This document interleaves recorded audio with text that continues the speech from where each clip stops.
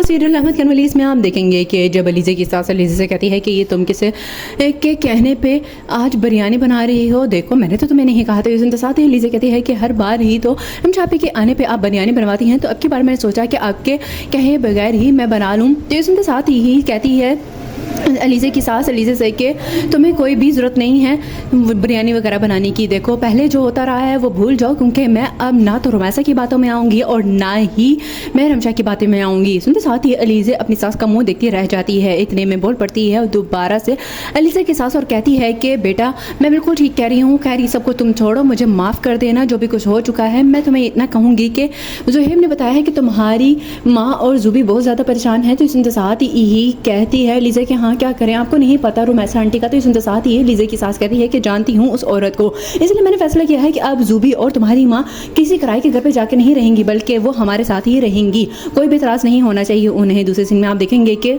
जब रोमैसा ज़ुबैदा से कहती है कि ज़ुबैदा वैसे मुझे हरगिज़ अंदाज़ा नहीं था कि अम्मा जाने के बाद इतनी आसानी से मैं इस घर में आ जाऊंगी। अगर पता होता तो मैं पहले ही अम्मा जान को इस घर से भेजने का कोई और मंसूबा बना लेती। इतने में सारी बातें सुन लेता है आलम और आके कहता है कि रोमैसा क्या कहा है तुमने, ज़रा दोबारा से कहना, ज़ुबैदा से भी क्या कह रही थी तुम। ये सुनते साथ ही रोमैसा कहती है कि कुछ भी नहीं कह रही थी, बस ज़ुबैदा को ही कह रही थी कि अम्मा जान के जाने के बाद हमें इत्तेफाक से रहना चाहिए। सुनते साथ ही आलम कहता है कि बकवास बंद करो, मैं तुम्हारी सारी बात सुन चुका हूँ, तुमने ही कुछ ऐसा किया था ना।